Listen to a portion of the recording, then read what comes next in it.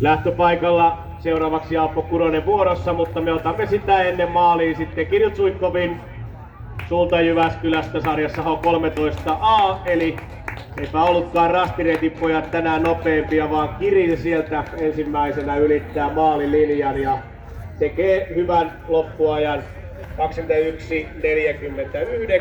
ja yhteisajoissakin luonnollisesti ensimmäisellä maaliinturijalla kärki paikalle. Kirillillä vauhti on ollut tähän mennessä muutenkin hyvää. Eli tuo...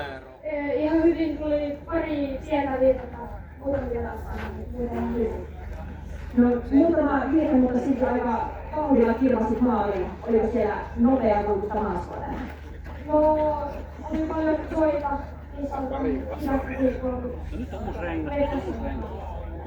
No ei, huomenna on viimeinen rastiviikopäivä. Miten sulla tämä rastiviikko sujuu? Ihan hyvin. Ei siis 2 päivää toisena päivänä. Isoa virtaa. Kiitos tulet haastattelusta sen työssä huomisen päivänä.